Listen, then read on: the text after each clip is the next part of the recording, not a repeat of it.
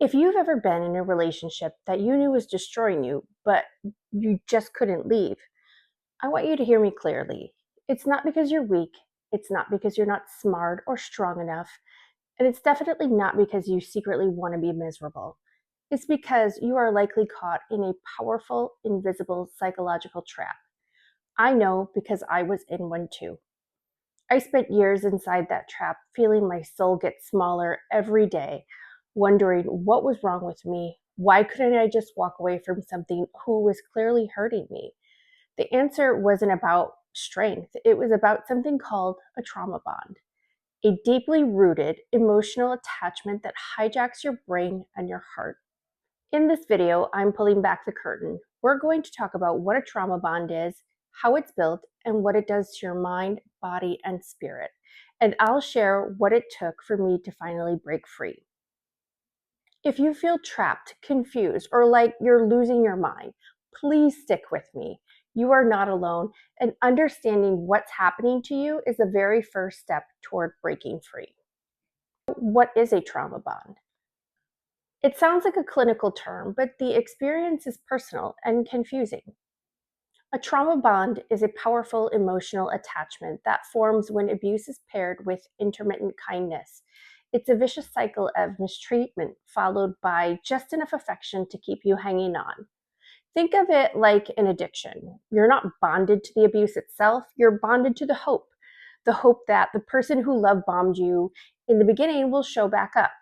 Those rare moments of love or softness after cruelty, they become the fix, and your brain, desperate for relief, latches onto them like oxygen. You start believing if I can just be better, if I can say the right thing, if I can love them harder, then maybe the good version will come back. That's how deep it goes. For me, it started with emotional intensity. He complimented me in ways that felt so specific, so validating. He wanted to know everything about me, and I mistook that curiosity for love. But soon the red flags showed up: a flash of jealousy, a dismissive comment, a cold silence. I brushed them off because how could someone who made me feel so seen be trying to destroy me? That's what a trauma bond does. It wires you to see the relationship as your only source of safety, even when it's the thing hurting you the most. Trauma bonds don't just happen, they're built step by someone who knows you to exploit your deepest needs. Let's talk about the tools they use. Tool number one: intermittent reinforcement. This means they alternate between cruelty and care in ways that are unpredictable. One day they scream or degrade you, the next day they bring you flowers and say, "I'm nothing without you." That kindness feels like rescue, but it's not real safety. It's relief from the pain they created. Tool number two: creating a power imbalance. They take control of your money, your relationships, your self-worth. They isolate you from your support system, so they become your whole world. That's what happened to me. He controlled the money. He made sure I was cut off from my friends and family. My world slowly shrank until it was just him, his family, and my silence. Tool number three: gaslighting. They make you question your own memory, your own reality. You're imagining things. That never happened. You're too sensitive. I remember confronting him after a fight, and he looked at me, calm as ever, and said, "I don't know what you're talking about," and walked away. He said it with such conviction, like I started to believe it. I started to believe that maybe I was a problem. That's the trap. When you stop trusting your own judgment, you start relying on theirs. So, how do you know if you're in a trauma bond? Here are some signs. You defend or excuse their behavior constantly. They're just stressed. They didn't mean it. You feel loyal to a person hurting you. Any small gesture feels huge, like a sign they're changing. You hide the reality of your relationship from others. You're afraid of being judged, so you protect them instead. You believe you're the only one who can save them. You feel like leaving would mean abandoning them. You've lost your sense of self, your hobbies, your friendships, your voice. It's all faded, and maybe this one hurts most. The thought of leaving terrifies you, but the thought of staying feels like a slow death. If that hit home, please hear me again. You are not crazy. You are not weak. You are responding exactly how a trauma bonded survivor responds. Naming it is the beginning of taking your power back.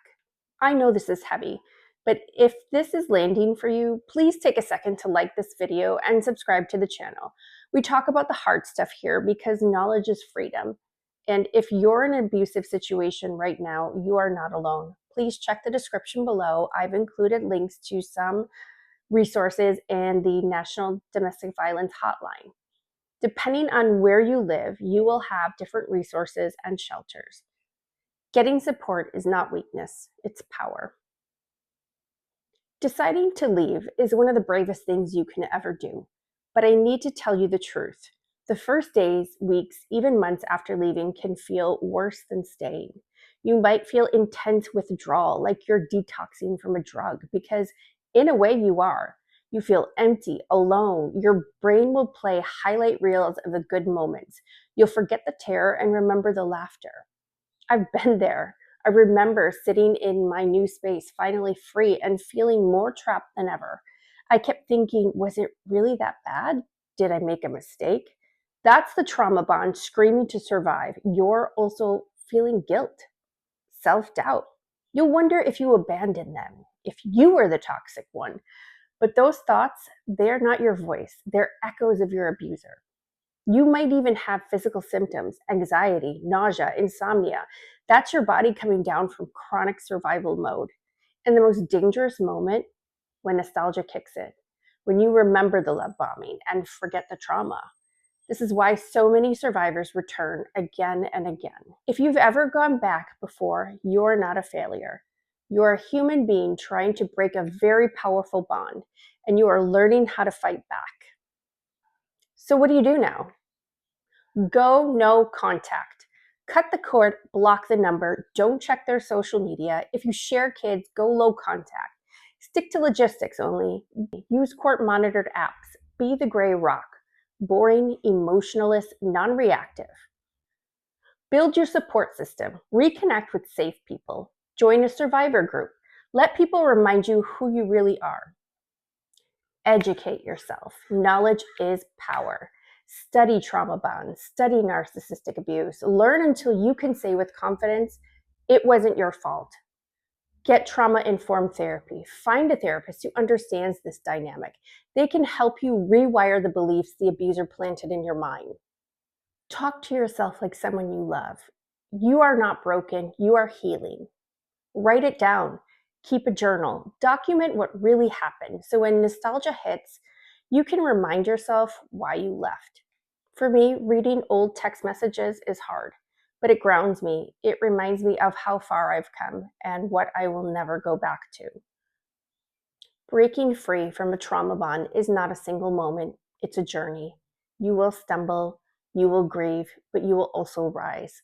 The version of you before all this still exists. She is in there, stronger, wiser, and waiting to come home. So if you're in the thick of it right now, hold on. The pain you feel is not weakness. It's proof that you're waking up. Keep going. You are not broken. You are becoming free.